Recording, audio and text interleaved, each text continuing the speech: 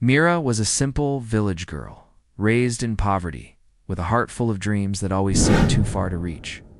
Her father, a farmer drowning in debt, saw no future for her except marriage. When a proposal came from a man named Arjun Rumard to be poor, living a simple life in the nearby town, her father quickly accepted. Mira cried in silence. She wanted to study, to break free from the suffocating chains of poverty, but instead, she was being pushed into a marriage she never asked for. The villagers whispered that Arjun was a decent man, though he had little to his name. The wedding was small, almost pitiful. A torn tent, borrowed lights, a few plastic chairs, and food cooked in huge iron pots. Mira wore a red sari her mother had saved for years, though her heart wasn't in it. Arjun, dressed simply, stood calmly beside her. He said little, but his eyes held something Mira couldn't read. Kindness, maybe, or a depth she didn't expect. When the rituals ended, and she sat in the dim room of his small rented house, Mira thought, "This is my life now." Trapped with a poor man with no future, no dreams. But she didn't know Arjun was not what he seemed. Days turned into weeks, and Mira's life became a cycle of house chores, cooking, and loneliness. The house was small, but neat. Arjun treated her with respect, never raising his voice. But he was often away, leaving early in the morning, returning late at night. Mira assumed he worked as a laborer. His clothes were simple, and he never spoke about money. She thought he earned barely enough to keep them fed. She often cooked just rice and lentils, stretching every grain. One day when she asked him, "Where do you go every day?" Arjun only smiled and said, "Don't worry about me, Mira. Just know, one day your life will change." She frowned. To her, it sounded like false hope. She was tired of poverty, tired of broken promises. She wanted freedom, not riddles. The villagers pitied her, whispering behind her back, "Poor girl, married to a useless man. He works odd jobs and barely survives. She deserves better." Mira swallowed her pride and carried on. But Arjun every night after she slept would sit with his old leather bag, writing notes, signing documents, and making mysterious phone calls. He lived two lives, one as a poor, ordinary man in front of Mira and the villagers, and another as someone much more powerful. One afternoon, when Arjun was away, Mira decided to clean the dusty shelves of their tiny home. Hidden inside an old wooden trunk, she found a velvet pouch. Curious, she opened it and froze. Inside lay a sparkling diamond ring, shining brighter than anything she had ever seen. Her heart raced. How could a poor man own this? When Arjun returned, she confronted him. "Arjun, what is this? Where did you get such an expensive ring?" Arjun glanced at it, his expression unreadable. Then he calmly took it from her hand, placed it back inside the pouch, and said softly, "Some things are not meant to be revealed yet, Mira. Trust me." But Mira's suspicion grew. Who was he, really? Why did he act poor, yet hide wealth in secret? That night she overheard him on the phone. "Yes, transfer the funds to the orphanage. Make sure the children get proper food and education. Don't mention my name." Mira's eyes widened. Funds? Orphanage. Why would a poor man talk like that? She realized her husband was hiding a life she couldn't yet understand. Despite her curiosity, life didn't get easier. The villagers continued to insult her. At a wedding in the village, a wealthy woman sneered, "Look at Mira, married to that poor man. She must regret every moment of her life." Mira felt tears sting her eyes. She wanted to scream that her husband wasn't ordinary, that he was hiding something, but even she wasn't sure. That evening, she confronted Arjun again. "Why do you let them insult us? Why don't you show them who you really are?" Arjun looked at her with steady eyes. "Because wealth is meaningless if it only feeds pride. I live this way for a reason, Mira. You will understand when the time is right." She didn't understand. All she knew was that her life felt like a cage one, where her husband held the key, but refused to unlock it. One stormy night, there was a knock at their door.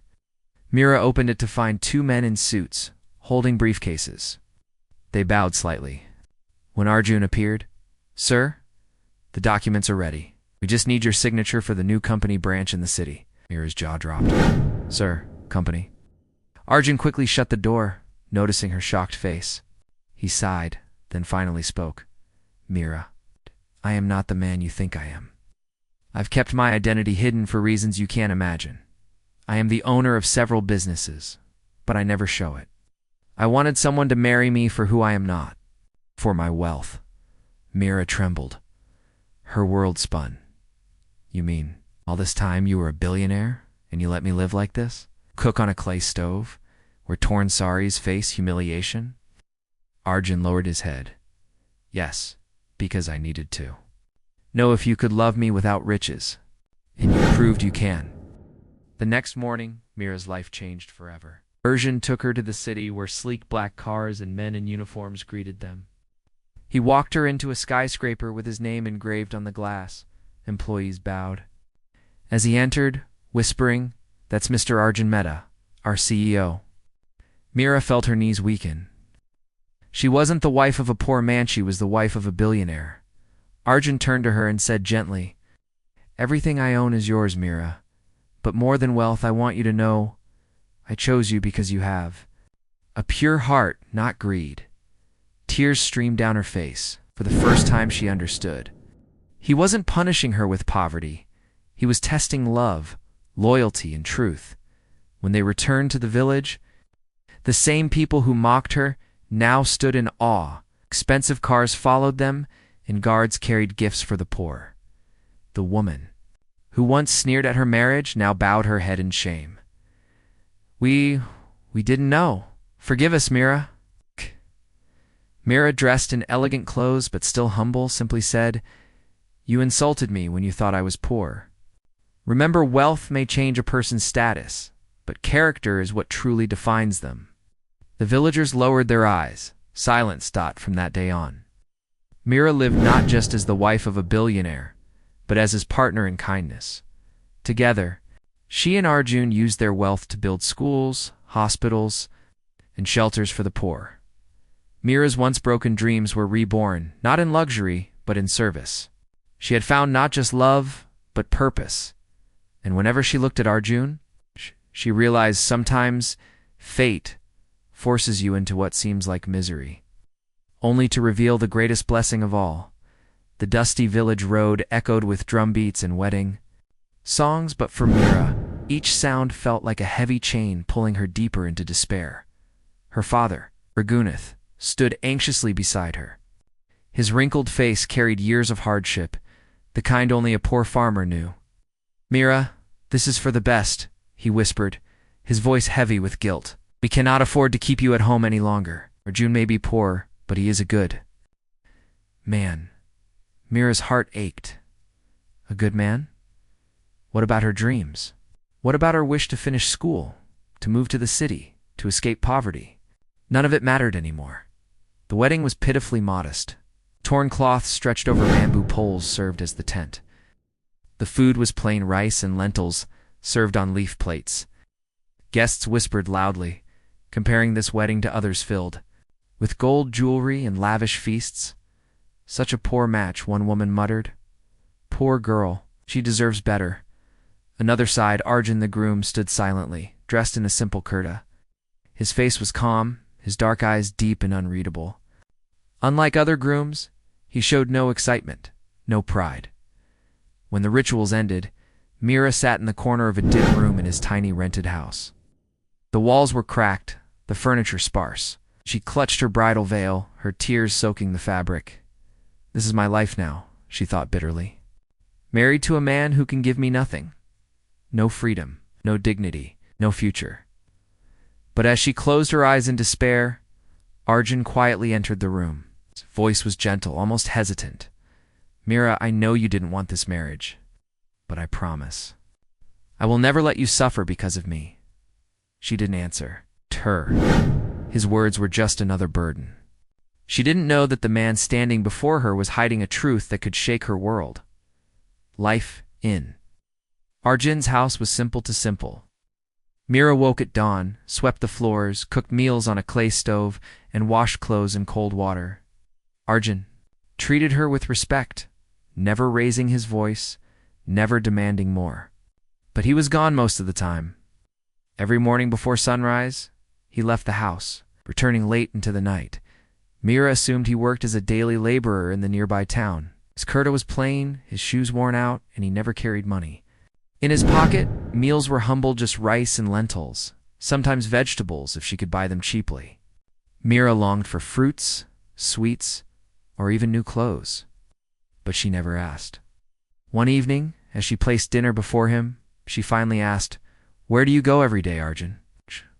What kind of work keeps you away from me all the time?" Arjun looked at her, his eyes holding something she couldn't quite read. He smiled faintly and said, "Don't worry about me, Mira.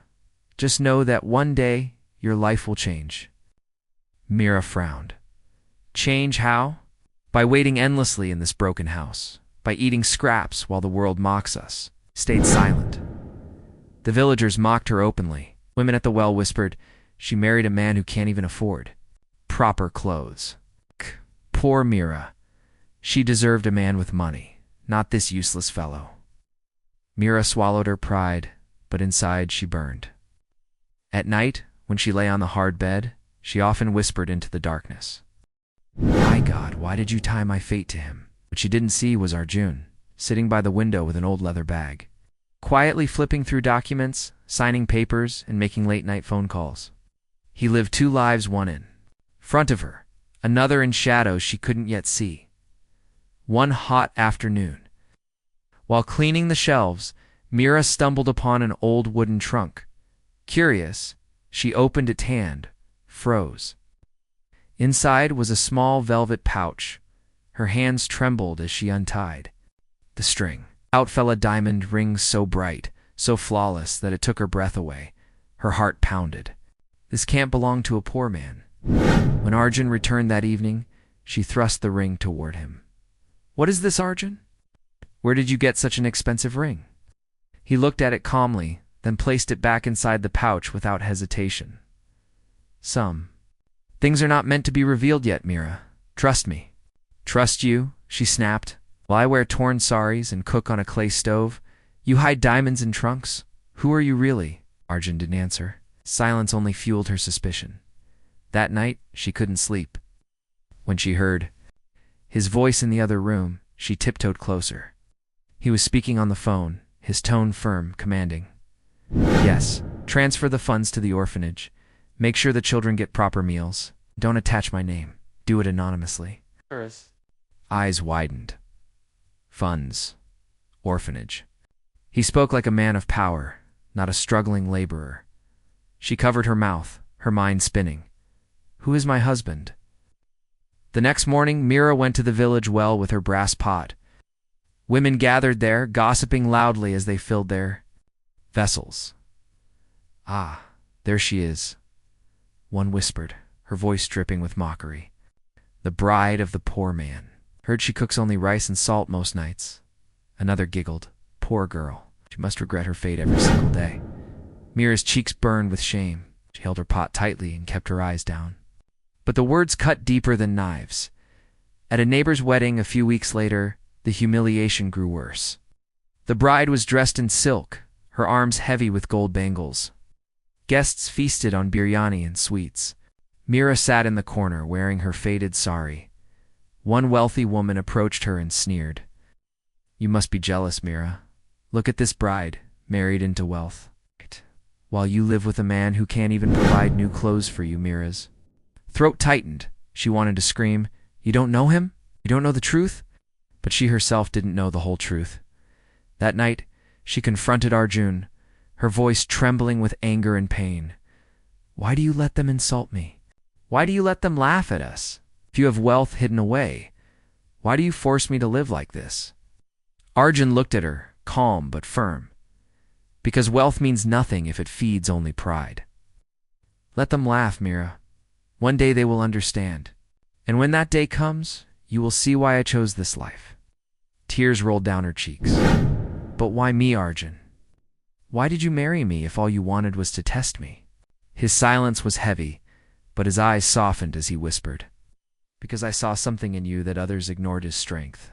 a heart untainted by greed. And I needed to know if love could survive without riches. Heart torn between anger and confusion, she didn't know whether to hate him or trust him. It was a stormy night when the secret first cracked open. The wind howled outside, rain beating against the tin roof. A sharp knock came at the door. Mira opened it hesitantly, only to find two men in crisp black suits standing there, carrying briefcases. "Good evening, sir," one of them said respectfully as soon as Arjun appeared. "We've prepared the documents for the new company. Branch. All we need is your signature." Mira's eyes widened. "Company?"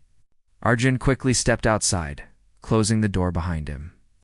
But Mira pressed her ear against the wall. She heard words that made her tremble. Shareholders, investments, contracts worth millions.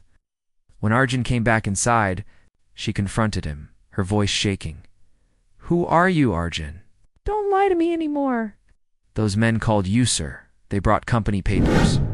"You're not poor, are you?" Arjun sighed heavily. His calm mask finally cracked. "Mira, I am not the man you think I am. I have built businesses across cities, invested in companies, donated to charities, but I never revealed it. I wanted a wife who would see me as a man, not as a wallet." Mira's knees weakened. She sat on the edge of the bed, her hands trembling. "All this time, I lived in shame. I wore torn saris. I ate scraps, and you let me suffer while you were a billionaire."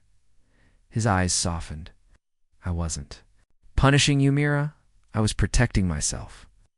Too many people in this world love wealth, not hearts.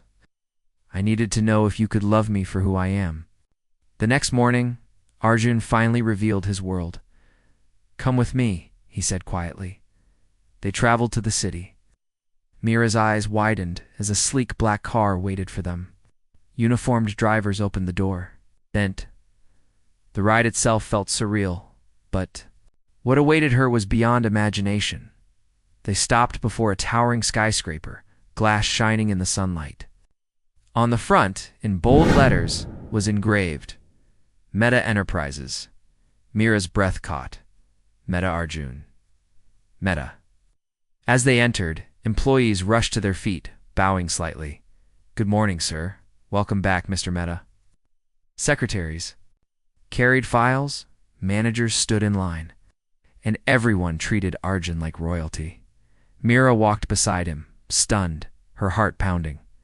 "This is my husband? This man who ate rice and lentils with me, who wore old clothes, who let villagers mock us. He owns all this?" Inside his office, a vast room with glass walls overlooking the city, Arjun finally turned to her. "This is my world, Mira, and everything you see, every building, every account, every car belongs to us now. You are my wife, my equal partner. But remember, it wasn't wealth I wanted to show you first. It was love." Mira's tears flowed freely. For the first time, she saw not just a husband, but a man who had tested her heart, and perhaps her own strength. Her eyes filled with tear stares of betrayal, of disbelief, and of something she couldn't name. When they returned to the village, weeks later, the scene was entirely different. A convoy of luxury cars entered the narrow dirt road, villagers gathering in shock. Arjun and Mira stepped out, dressed elegantly but with dignity. Guards carried crates filled with gifts, food, blankets, medicines for the poor. The same woman who once mocked her at the wedding now rushed forward, her face pale with shame. We didn't know, Mira. Please forgive us." Mira looked at her calmly, her voice steady. "You insulted me when you thought I was poor. Remember this lesson. Wealth may change a person's status, but kindness and respect are what truly define us." The villagers lowered their heads, silenced. From that day on, Mira's life was transformed. But she didn't drown in luxury. Together with Arjun, she used their wealth to build schools in the village, hospitals in nearby towns, and shelters for the homeless. She wore elegant clothes now, yes, but her heart remained humble. The girl once mocked as the poor bride became known as the Queen of Kindness. One evening, as they stood on the terrace of their mansion, the city lights twinkling below, Mira turned to Arjun. "Why me, Arjun? with all your wealth. You could have married anyone, he smiled, taking her hand, because you were never blinded by greed. Even when life was harsh, you stayed strong. That strength, that purity that is rarer than all the diamonds in the world. Mira's heart swelled. She realized that fate had not cursed her with a poor marriage. It had gifted her the greatest blessing of all, and as Arjun kissed her forehead under the starlit sky, Mira knew. Sometimes destiny hides treasures in disguise, waiting for the right moment to shine. For the first time, Mira stood tall not because of diamonds or cars, but because she knew her worth was no longer questioned.